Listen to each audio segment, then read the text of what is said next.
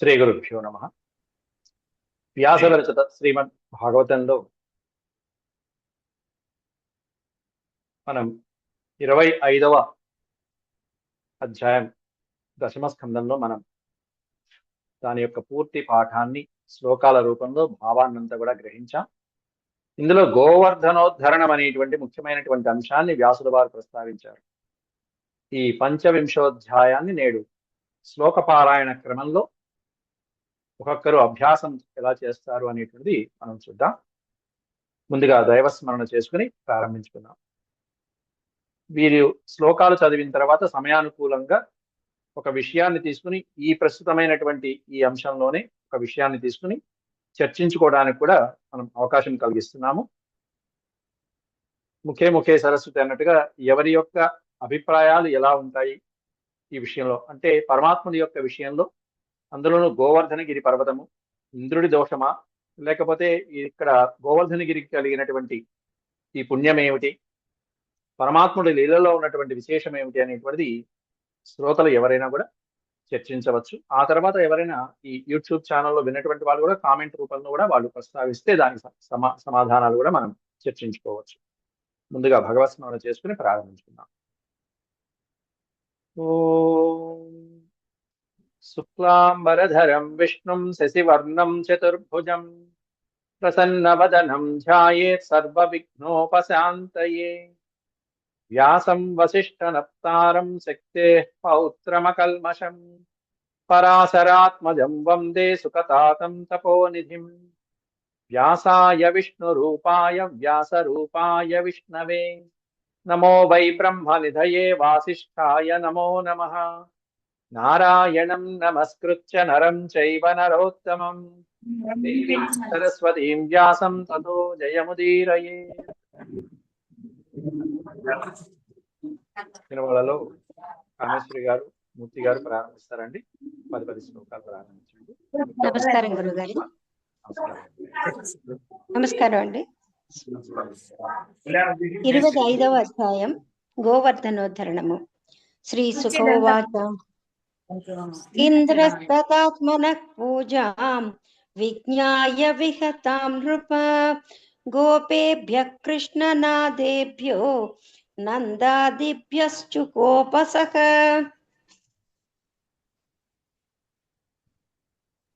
గణం సాంవర్తకం నామ మేఘానాం చాంతకారిణాం ఇంద్రః ప్రచోదయత్ క్రుద్ధో వాక్యం చాఖే సమాన్యుత.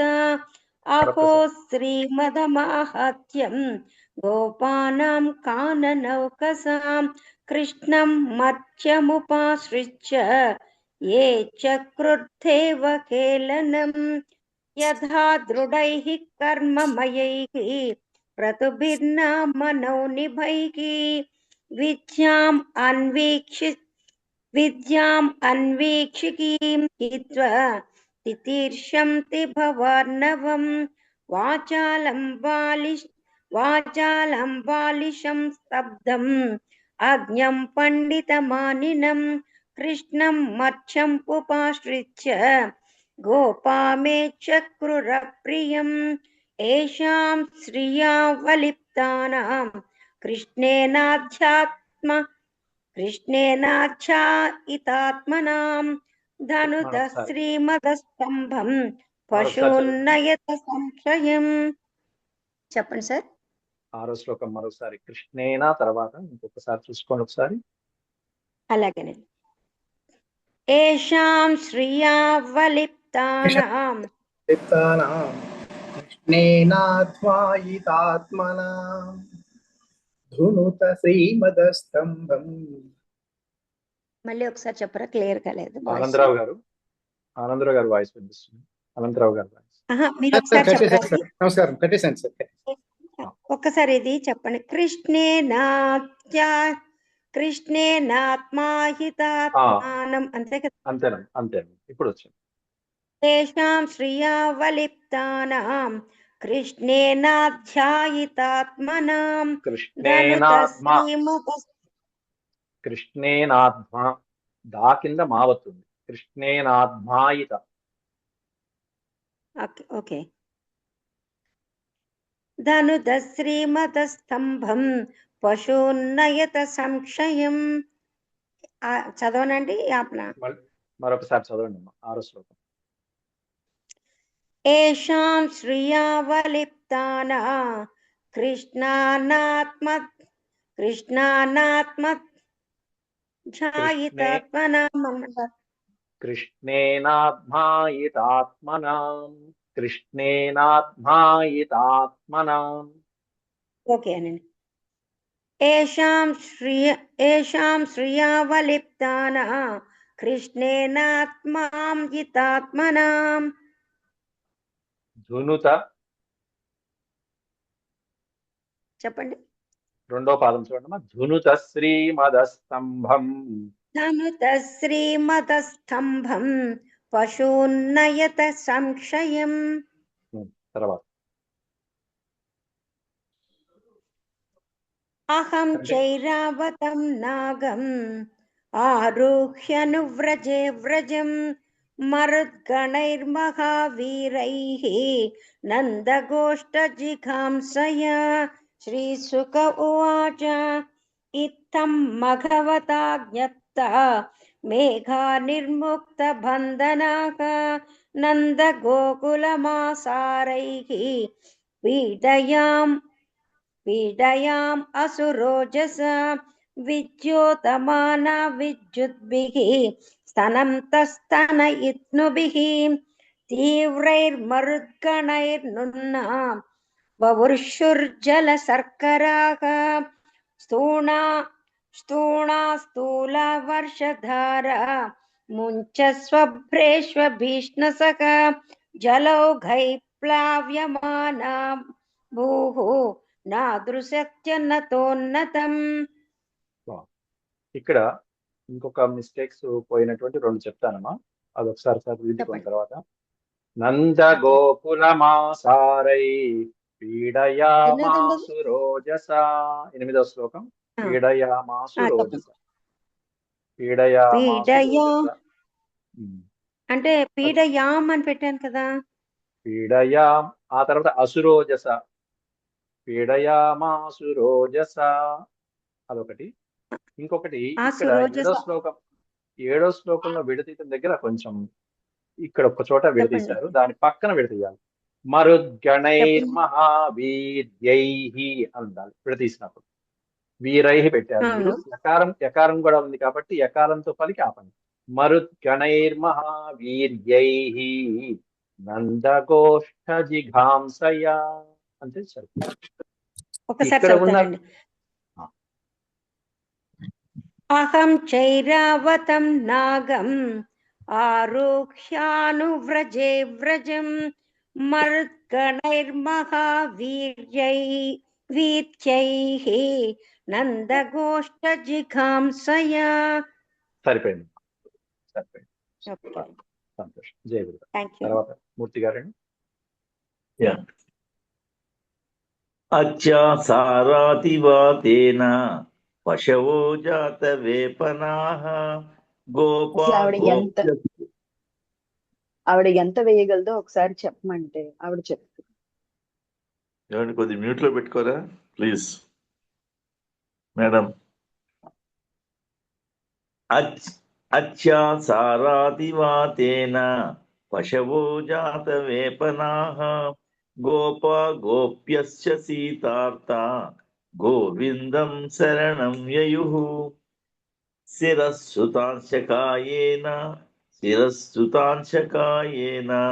ప్రశ్చాద్యాసారపీడితాః వేపమానా భగవతః పాదమూలముపాయయుః కృష్ణ కృష్ణ మహాభాగా త్వన్నాథం గోకులం ప్రభో త్రాతుమర్హసి దేవాన్నః కుపితాద్భక్తవత్సలా శిలావర్ష నిపాతేన హన్యమానమచేతనం నిరీక్ష్య భగవన్మేనే కుపితేంద్రకృతం హరిః అపతచ్చుల్బణం వర్షం అతివాతం శిలామయం త్వయాగే విహతే స్మాభిః ఇంద్రో నాశాయ వర్షతి తత్ర తత్ర ప్రతివిధం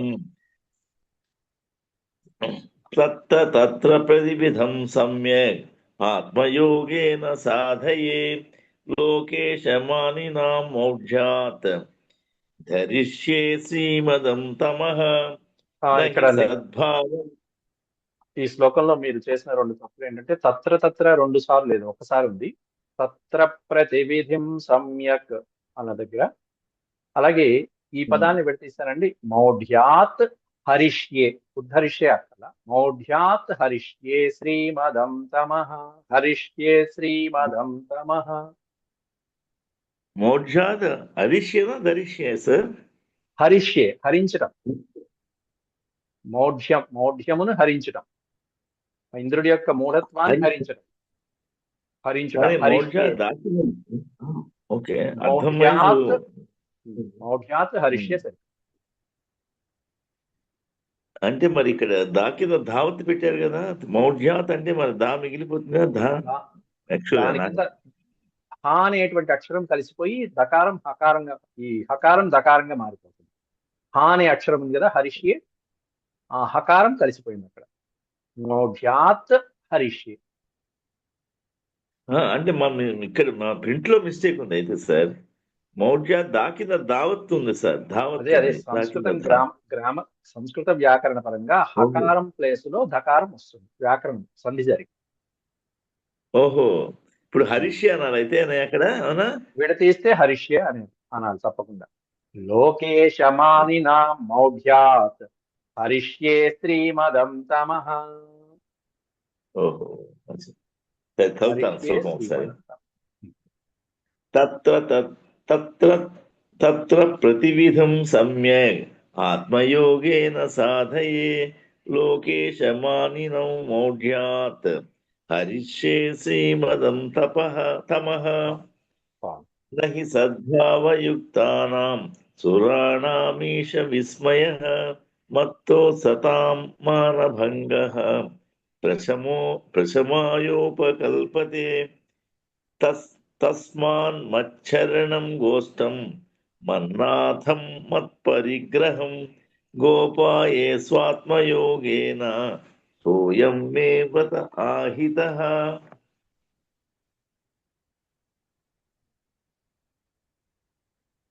యుతుక్త్వైకేన హస్తేన కృత్వా గోవర్ధనాచలం దధార లీలయా కృష్ణః ఛత్రాకమివ బాలకః అథాహ భగవన్ గోపాన్ హేమతాత వ్రజోకసః యథోపజోషం విశత గిరిగత్తం సగోధనాః.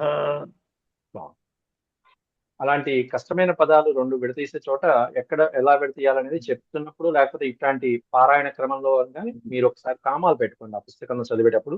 రేపు ఎప్పుడైనా మీరు ఇంకోటి చెప్పినా కానీ, లేకపోతే పారాయణ మీరు ఎప్పుడైనా రివైజ్ చేసుకున్నప్పుడు కానీ ఉపయోగపడుతుంది మీకు. అవును, రాసుకున్నానండి. మీరు చెప్పింది వెంటనే రాసేస్తున్నాం. హరిష్యే అని. అమ్మ చెప్పండి. గురువు గారు 19 ఒకసారి చూడండి. ఇచ్చుక్త ఏకేన హస్తేన కృత్వా గోవర్ధనాచలం దధార లీలయా కృష్ణస్ ఛత్రాకమివ బాలకః. ఇక్కడ ఇచ్చుక్త ఏకేన అని చదవచ్చు కదా. ఇత్యుక్త్వైకేన, ఇతి ప్లస్ ఉక్త్వా విడతీస్తానండి. ఇతి ప్లస్ ఉక్త్వా ఏకేన హస్తేన అని వస్తుంది. ఇత్యుక్త్వైకేన హస్తేన, ఇతి ఉక్త్వా ఏకేన. ఏకేన హస్తేన అంటే రెండు చేతులు పెట్టాల, స్వామి ఒకే చేయి పెట్టాడని చెప్పడం స్పష్టంగా. ఓకే, ఇది రెండోది కూడా. అదాహ భగవాన్ గోపాన్ హే అంబత్తాత ప్రజౌకసః హేంబ అనాలా. విడతీసి మనం ఎవరికైనా చెప్పినప్పుడు అంబ, హే అంబ తాత వ్రజౌకసః అనాలండి. శ్లోకంలో ఛందస్సు పోకుండా ఉండాలి అంటే గనక మొత్తం ఆ లైన్ లో 16 అక్షరాలు ఉంటాయి. మొత్తం మొదటి పాదంలో 16 అక్షరాలు ఉంటాయి. ఆ 16 అక్షరాలు గణాలు సరిపోవాలి అంటే గనక అకారం సైలెంట్ అయిపోవాలి. హేంబ తాత వ్రజౌకసః, హేంబ. విడతీసి మనం పిల్లలకి నేర్పించేటప్పుడు ఎప్పుడైనా, లేకపోతే మనం పద విభజన చేసి నేర్చుకునేటప్పుడు మాత్రం హే అంబ తాత వ్రజౌకసః అని నేర్పించాలి. ఇప్పుడు అథాహ అనే మొదటి పదంలో కూడానండి అథ ఆహా 2 పదాలు ఉన్నాయి. ఆ కలిసిపోయింది, సంధి జరిగింది. అథ ఆహా, ఆ తర్వాత పలికాడు భగవంతుడు అని చెప్పడం, దాని సంధులు అంటారు. అట్లా ఇక్కడ కూడా హే అంబ తాత, హే అంబ అకారం సైలెంట్ అయిపోయింది. అక్షరాలు గణాలు అలాగే సరిపోయేటప్పుడు చదివేశారు, కలిపేయాలి. అలాగే రెండో లైన్ లో కూడా యథోపజోషం విసత అని ఉంది. మనం మామూలుగా మన అర్థం చెప్పుకున్న ప్రవిసత అని చెప్పారు. ప్రా అనే అది ఉపసర్గం కూడా పెట్టాలి. పెట్టుకుంటే, ప్రా అనేటువంటి ఉపసర్గం మనం ప్రవేశించడం అనే పదం రెగ్యులర్ గా వాడతాం కాబట్టి, రెగ్యులర్ గా వాడిన పదం కింద తీసుకొచ్చి ప్రా అనేటువంటి పెట్టినా కూడా మీకు అర్థం సరిపోతుందండి, మీనింగ్ ఏం పాడవదు అన్న. ప్రవిశత విశత అనేటువంటి అంటే ప్రా అనేటువంటి ఉపసర్గ పెడితే విశేషం అర్థం పెరుగుతుంది ఎప్పుడు కూడా, అంతేగాని పద్యంలో పెట్టుకోవచ్చు. చదివేటప్పుడు విశత, ఎందుకంటే యథోపజోషం అనేది 5 అక్షరాలు, విశత 8 అక్షరాలు. 8 అక్షరాలు ఉన్నటువంటి పాదం ఏదైతే ఉంటుందో దాన్ని అనుష్ఠుప్గా తీసుకుంటాం మనం. అర్థం మనం పెంచుకోవాలన్నప్పుడు ఎప్పుడైనా భావంలో, అప్పుడు ప్రవిశత అనేటువంటి మనం రెగ్యులర్ గా వాడతాం కాబట్టి అర్థం చెప్పేటప్పుడు తెలిసే పదాన్ని నేను చేశాను మీకు వివరించేటప్పుడు. ఓకేనండి, థ్యాంక్స్ అండి, నమస్కారం. నమస్కారం. నేను చదవనండి, వాసంతి. ఓ సంతోషంగా చదవండి అమ్మా. 21 నుంచి వినిపిస్తుంది కదా? వినిపిస్తుంది. నమస్కారం. నత్రాసయేహ కార్యో మధ్యస్థాత్రినిపాతనే పాతవర్షభయే నాలం తత్రాణం వీతం హివః తథా నిర్వివిసుర్గర్తం కృష్ణాశ్వాసితమానసాః యథావకాశం సదనాః సవ్రజాः స్వోపజీవినః దృఢాం ప్రజ్ఞధాం సుఖాపేక్షాం మిగతా వాళ్ళు మ్యూట్ చేసుకోండమ్మా.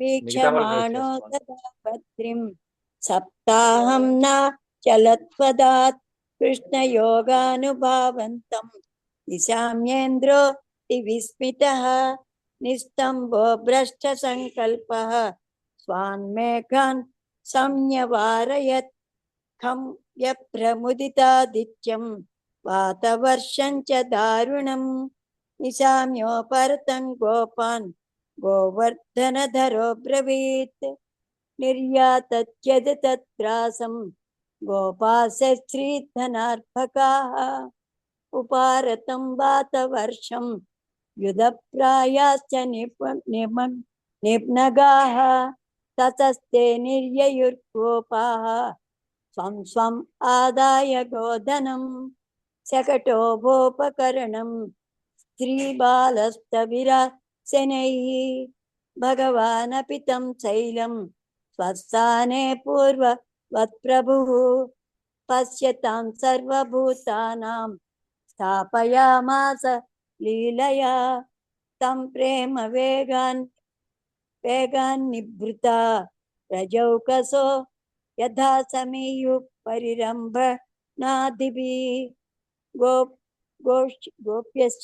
గోప్యశ్చ సస్నేహమపూజయన్ ముదా దధ్యక్షతాద్భిర్యుజు సదా శిషః యశోదారోహిణీ నందో రామశ్చ బలినాంబరః కృష్ణమాలింగ్య యుజురాశిషః స్నేహకాతరా దివి దేవగణా సాఢ్యా సిద్ధగంధర్వచారణాః తుష్టుర్ముముచుస్తుష్టాః పుష్పవర్షాణి పార్థివ శంఖదుందుభయో నేదుర్ దువిదేవ ప్రణోదితా జగుర్గంధర్వపతయస్తుంబు జగుర్గంధర్వపతయస్తుంబురు ప్రముఖా నృప తతోనురక్తై పశుపై పరిశ్రితో రాజన్ చ గోష్ఠం సబలో రజద్ధరిః తదా విధాన్యశ్చ కృతాని గోపికాః గాయంచ ఈయుర్దిజా హృది స్పృశః इति श्रीमद्भागवते महापुराणे पारमहंस्यां संहितायां दशमस्कन्धे पूर्वार्धे 25ोऽध्यायः। పొరపాట్లు ఏమైనా ఉన్నాయండి? చెప్తానమ్మా. చెప్పండి. 23వ శ్లోకంలో, 23. అలాగే తర్వాత ఆనందరావు గారు, శకుంతల గారు దాని నుంచి ప్రిపేర్ అవుతున్నారు, వాళ్ళకి అవకాశం కల్పిద్దాము. మొదటి నుంచి మంచిదండి. 23వ శ్లోకంలో అమ్మా మీరు చదివింది అందరికీ కష్టము, తర్వాత చదువుతున్న వాళ్ళు ఒకసారి గమనించుకోండి. క్షుత్ త్రుడ్ వ్యథాం 3 పదాలు ఉన్నాయి. అవి క్షుద్బాధ, యావత్తు యావత్తు. త్రుట్ అంటే దాహం, ఆర్తి. కాబట్టి ఆకలి బాధ, అలాగే దాహం వేసిన వాటి నుంచి బాధ నుంచి, వ్యధ, వ్యధ అంటే బాధ. క్షుత్రుడ్ వ్యధాం, క్షుత్రుడ్ వ్యధాం. డకార వకార యకారాలు, ఈ ఒక్క అక్షరంలో 3 అక్షరాలు పలకాలి. డకార వకార యకారాలు వరుసగా రావాలి. ద్వ్య ద్వ్య క్షుత్రుడ్ వ్యధాం అనేటువంటి పదం. ఎప్పుడు కూడా ఈ 3 ఒత్తులు ఉన్నప్పుడే మనం ఎక్కువ తప్పులు చేయడానికి ఆస్కారం ఉంటుంది. ఇవి భాగవతంలో ఎక్కువ వస్తాయి. వ్యాసుల వారి సాహిత్యం అలా ఉంటుంది భాగవతంలో. అవి కొంచెం జాగ్రత్త చూసుకుంటే చాలు. తర్వాత చదివే వాళ్ళు అక్కడ కొంచెం జాగ్రత్త చూసుకోండి, నిదానంగా. క్షుత్రుడ్ వ్యథాం సుఖాపేక్షాం, మెల్లగా చదవండి. ఆనందరావు గారు చదవండి. నమస్కారం. శ్రీ సుఖ ఉవాచ ఇంద్రస్తదాత్మనః పూజాం విజ్ఞాయ విహతాం నృప గోపేభ్యః కృష్ణనాథేభ్యో నందాదిభ్యుశ్చుకోపసః గణం సాంవర్తకం నామ మేఘానాం చాంతకారిణాం ఇంద్రః ప్రాచోదయత్ క్రుద్ధో వాక్యం చాహేషమాన్యుత అహో సైమదమాహాత్యం గోపానాం కాననౌకసాం కృష్ణం మత్స్యముపాశ్రిత్య ఏ చక్రుర్దేవహేళనం యథా దృఢైః కర్మమయైః క్రతుభిర్నామ నిభైః విద్యామాన్ వీక్షికేం హిత్వా తితీర్షంతి భవార్ణవం వాచాలం బాలిశం స్తబ్దమజ్ఞం పండితమానినం కృష్ణం మత్స్యముపాశ్రిత్య గోపామే చక్రురప్రియం ఏషాం శ్రయావలిప్తానాం కృష్ణేనాత్మాయితాత్మనాం ధునుత శ్రీమదస్తంభం వసూన్నయత సం అహం చైరావతం నాగమారుహ్యానువ్రజే వ్రజం మరుద్గణైర్మహావీర్యైర్నందగోష్ఠజిఘాంసయా శ్రీశుక ఉవాచ ఇత్థం భగవతా జ్ఞప్తా మేధా నిర్ముక్త బంధనా నందగోకులమాసారైః పీడయామాసు రోజసా విద్యోతమానా విద్యుద్భిః స్తనంతస్త ఇత్నిభుః తీవ్రైర్మరుద్గుణైర్నున్నా వృషుజ్జల శర్కరాః స్థూళా వర్షధారా ముంచత్వేభ్రేష్వభీక్షణశః జలౌఘైః ప్లావ్యమానా పూర్ణా దృశ్యత నతోన్నతం. బాగుంది. ఆనందరావు గారు, మీ పుస్తకంలో పక్కన భావం ఉందండి? మీరు చదువుతున్న పుస్తకంలో? సార్ నేను మీరు చూపించేది చేస్తున్నాను, తెనాల్లో ఉన్నాను. చాలా సంతోషం, చాలా సంతోషం. అట్లయితే నేను అడుగుదాం, పరీక్షకి సరిపోయింది. ఈ శ్లోకం యొక్క అర్థం కూడా మీరు ఒకసారి చెప్పగలరేమో చూడండి. విద్యోతమాన విద్యుద్భిః స్తనంతః స్తనయిత్నుభిః తీవ్రైర్మరుద్గణైర్నున్నా వృషుజ్జల శర్కరాః. అంటే ఇవన్నీ కూడాను మనకు అందులో వాళ్ళు చెప్పినటువంటివండి. వృష జల శర్కరాః ఇవన్నిటిని పదార్థాల నుండి తీసుకొని వచ్చినారు అని. ఆ తర్వాత ఈ శ్లోకం చూడండి. స్థూళ వర్షధారా ముంచస్వభ్రేష్వభీషణశః జలౌఘైః ప్లావ్యమానా భూర్నా దృశ్యత నతోన్నతం. ఉన్నతం భూర్నా దృశ్యత నతోన్నతం. గుర్తుపట్టగలరా అన్న దాని అర్థం? స్థూళ వర్షధార ముంచత్ వ్యభ్రేష్వ భీక్షణశ. అంటే ఆ వర్షధారలు వస్తున్నటువంటి వర్షధారల్ని అంత భీకరంగా ఉంటూ ఉన్నాయి. ఆ విధంగా వస్తున్న ఆ వర్షధారలను జలౌఘౌ ప్లావ్యమాన భూర్ణా దృశ్యత నతోన్నతం. అవి ఎంత గొప్పగా ఉన్నాయి అంటే కొండలు కూడా ముంచేంతగా ఆ జలధారలు వస్తూ ఉన్నాయి. 10వ శ్లోకం పట్టేశారు కానీ 9వ శ్లోకం కంగారు పడ్డారు. విద్యోతమాన ఆ. విద్యుద్భిహి. విద్యుద్భిహి అంటే ఆకాశంలో మెరుపులు, అలాగే మెరుపులు. మెరుపులు పిడుగులు మొదలైనటువంటి వాటితో ఆ, తీవ్రైర్ మరుద్గణైర్నున్న మరుద్గణాలతో పాటుగా వచ్చేశాడు ఆ మేఘుడు. ఓ, ఎవరైతే ఇంద్రుడి చేత మేఘుడు. ఆజ్ఞాపించబడినటువంటి ఆ సాంవర్తిక మేఘాలు ఏవైతే ఉన్నాయో అట్లా అవును. బభృషు అంటేనండి వర్షించుట. జల శర్కర, శర్కర అనే పదానికి అర్థం అక్కడ ఈ ఈ దాని ఏమంటారు, మంచుగడ్డలాగా పడతాయి చూసారా, ఆ, అవునండి. అవి ఆ వడగండ్లు, ఆ వడగండ్ల వర్షం వడగండ్ల కురిపించేసింది అక్కడ. వడగండ్ల వర్షం కురిపించేసింది. ఎట్లా అంటే స్థూల భూర్నాదృశ నాదృశ్యత నతోన్నతం అనేది మీరు బాగా పెడతీశారు.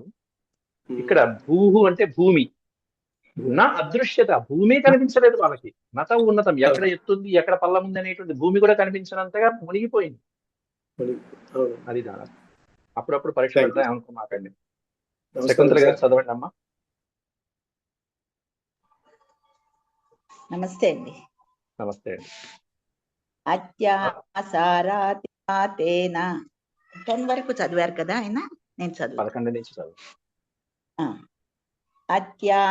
అత్యాసారాతివాతేన పసవో జాత వేపనాహ గోపా గోపాశ్చ సీతార్త గోవిందం శరణం యయుః శిరస్సుతాంశ్చ కాయేన ప్రచ్ఛాద్యాసారపీడితాః వేపమానా భగవతః పాదమూలముపాయయుః.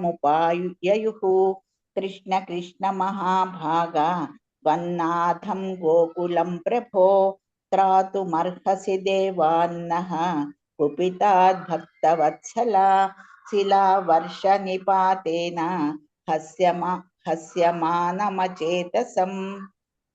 మచేతనం నిరీక్ష భగవాన్ మేనే కుపితేంద్రకృతం హరిః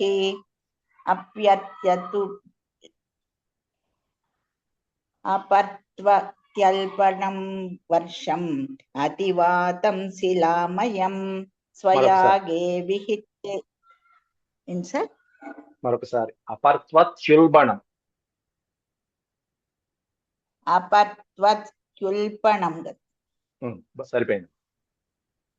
అపర్త్వత్యుల్పణం వర్షం అతివాతం శిలామయం స్వయాగే విహతే స్వాభిర్ ఇంద్రో నాసాయ వర్ధతి తత్ర ప్రతివిధిం సమ్యక్ ఆత్మయోగేన సాధయే లోకే సమానినాం మౌఢ్యాత్ దరిష్యే శ్రీమదం తమః నహి సద్భావయుక్తానాం సురాణామీశ విస్మయః మత్తో సతాం మానభంగః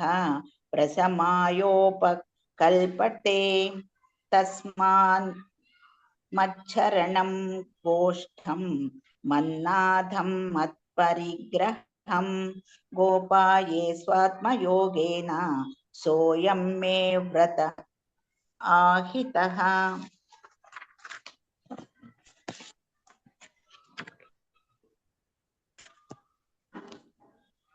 ఇత్యుక్తైకేన హస్తేన కృత్వా గోవర్ధనాచలం దధార లీలయా కృష్ణ ఛత్రాకమివ బాలకః అధాహ భగవాన్ గోపాన్ హేంబతాత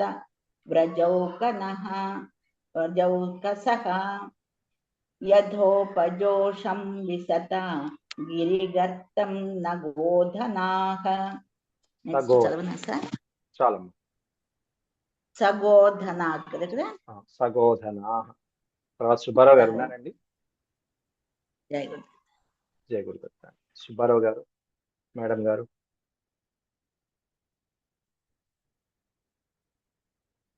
వాళ్ళు ఆబ్సెంట్ చదివారు. ఆదిలక్ష్మి ఉన్నారు. ఆదిలక్ష్మి గారు ఉన్నారు. చెప్పండి. నమస్కారం గురుగారు. నమస్కారం.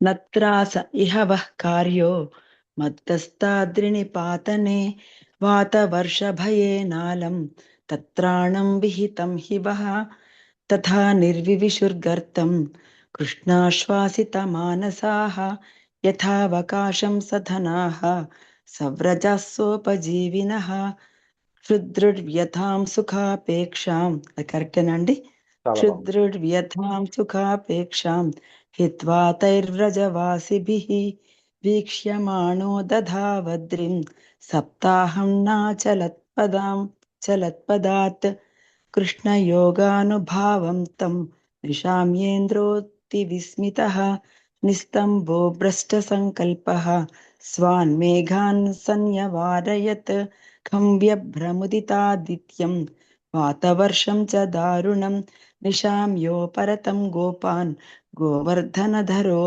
ब्रवीत् निर्यातत्यज तत्रासं गोपाः सस्त्रीधनार्भकाः उपारतं वातवर्षं युधप्रायाश्च निम्नगाः ततस्ते निर्ययुर्गोपाः स्वं स्वम् आदाय गोधनं शकटोढोपकरणं स्त्रीः బాలస్తవిరాశనైః వద్దండి. కరెక్టేనండి స్త్రీ దగ్గర విసర్గలు పెట్టకూడదు. స్త్రీ అన్నారు, పెట్టకూడదా అక్కడ విసర్గ పెట్ట. శకటోఢోపకరణం స్త్రీ బాలస్థవిరాశనై, లేకపోతే కంప్లీట్ గా స్త్రీ బాలస్థవిరాశనై ఒక పదంగా తీసుకెళ్ళిపోండి. అలాగే తతస్తే నిర్యయుర్గోపాః స్వం స్వం ఆదాయ గోధనం शकटोढोपकरणं స్త్రీ బాలస్తవిరాశనైః. మీరు గుర్తుపెట్టుకోవాలంటే విడతీయాలంటే 8 అక్షరాలు ఉండాలమ్మా. ఇక్కడ శకటోఢోపకరణం దగ్గర చూడండి 8 అక్షరాలు ఉన్నాయి. సో 8 అక్షరాల దగ్గర బ్రేక్ వేయాలి. తర్వాత 8 అక్షరాలు సరిపోయినాయి. స్త్రీ బాలస్థవిరాశనై, शकटोढोपकरणं స్త్రీ బాలస్థవిరాశనైః కరెక్ట్. అలాగే భగవానపి తం శైలం స్वस्थाने పూర్వవత్ ప్రభుః పశ్యతాం సర్వభూతానాం స్థాపయామాస లీలయా తం ప్రేమ వేగాన్నిభృతా వ్రజౌకసో యథా సమేయుః పరిరంభణాదిభిః గోప్యశ్చ సస్నేహమపూజయన్ ముదా దద్యక్షతాద్భిర్యుయుజుః సదాశిషః యశోదారోహిణీ నందో రామశ్చ బలినాంబరః కృష్ణమాలింగ్య యుయుజురాశిషః స్నేహకాతరాః దివి దేవగణాః సాధ్యాః సిద్ధగంధర్వచారణాః తుష్టువుర్ముముచుస్తుష్టాః పుష్పవర్షాణి పార్థివః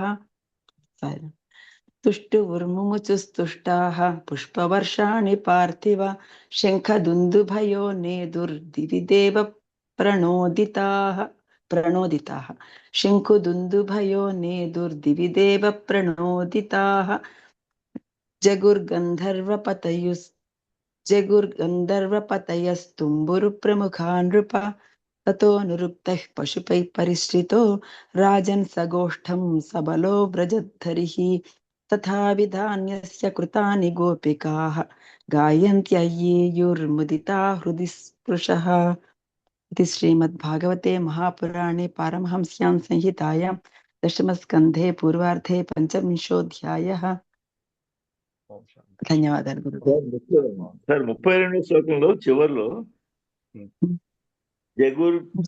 జగుర్ గంధర్వ పతయః అన్నారు కదా, పతయస్ అన్నారు అండి, ఏది కరెక్ట్? పతయః తుంబురు, పతయః విసర్గలు వస్తాయండి. తర్వాత తుంబురు ప్రముఖ పతయః గంధర్వ పతయః తుంబురు ప్రముఖా నృప. తుంబురు ప్రముఖ. ఇంకా 3 నిమిషాలు ఉందండి. ఎవరన్నా ఈ విషయాల సందేహాలు ఉంటే మనం చర్చించవచ్చు. 3 నిమిషాలు. గోవర్ధనగిరి పర్వతం ఇంద్రుడి చేత నరకబడినటువంటి, ఆ రెక్కలు నరకబడినటువంటి పర్వతానికి పరమాత్ముడు ఇంద్రుడి యొక్క గర్వాన్ని అణచడానికి ఎంత అద్భుతమైనటువంటి లీల చేశారు అంటే, ఇంద్రుడి చేత శిక్షించబడినటువంటి పర్వతానికే చక్కటి మోక్షాన్ని కలిగించారు స్వామి. అది కూడా 7 రోజులు. మొదటి రోజు స్వామి అలా ఎత్తంగానే ఇంద్రుడికి గర్వభంగం కలిగే తెలిసిపోవాలి. ఎప్పుడైతే స్వామి గోవర్ధనగిరిని అక్కడ యజ్ఞం చేయించినప్పుడు గర్వం ఇంకా పెరిగింది, కోపం పెరిగింది. కోపం పెరిగిన తర్వాత ఆ వర్షం నుంచి నిరోధించడానికి స్వామి గోవర్ధనగిరిని అలా ఎత్తి మొత్తం వ్రజవాసులందరినీ కాపాడినప్పుడు ఇంకాస్త కోపం పెరిగింది. తర్వాత 7 రోజులు వర్షించేటప్పటికి ఇంద్రుడి యొక్క బలం, ఆ మేఘాల రూపంలో ఉన్నటువంటి బలం అంతా నిర్వీర్యమైపోయింది. కోపమంతా నిర్వీర్యమైపోయింది. కోపమంతా తగ్గిపోయింది. చివరికి అస్త్రాలు లేవు, ఆయుధాలు లేవు. ఏం చేయాలి తెలుసుకున్నాక అప్పుడు స్వామిని వేడుకోవటం అనేటువంటిది 27వ అధ్యాయంలో ప్రారంభమవుతుంది. ఈ మధ్యలో ఆశ్చర్యపోయినటువంటి గోపాలకులందరూ కూడా నందుణ్ణి అడగటం అనేది వచ్చే అధ్యాయంలో చెప్తారు. ఇతడు నీ కుమారుడు కాదు కదా, అంత పరమాత్ముడైనటువంటి వాడు మన గోకులంలో పుట్టడం ఏమిటి, మనం ఎంత అదృష్టం చేసుకున్నాం అనేటువంటిది ఆశ్చర్యపోతూ అడుగుతారు. అది మనం వచ్చే అధ్యాయంలో చూద్దాం. అంతవరకు సెలవు. నమస్కారం అండి. ఒక చిన్న డౌట్ చెప్పండి సార్. ఇక్కడ మనకు అనుష్ఠూప్ చందహ అని చెప్పేసి అన్నారు మీరు. ఇప్పుడు ఇక్కడ ఇందులో 12 వచ్చేటువంటివి 4 పదాలు, 4 లైన్లు వస్తున్నాయండి. దాన్ని ఏమంటారు? ఉపజాతి పద్యాలు ఉంటాయి, ఉపజాతి శ్లోకాలు అంటారు. ఉపజాతి శ్లోకం. Otherwise it is 8 ఇంద్రవజ్ర అనుష్ఠూప్. 8 అనుష్ఠూప్. ఇంద్రవజ్ర, ఉపేంద్ర వజ్ర అని ఉంటాయి. అవి విడిగా నేను పెడతాను. శాంతి శాంతి శాంతి. భ్రష్టం మాత్రాహీనం చేద్ భవేత్ తస్సర్వం క్షమ్యతాం దేవనారాయణ సర్వం శ్రీకృష్ణార్పణమస్తు.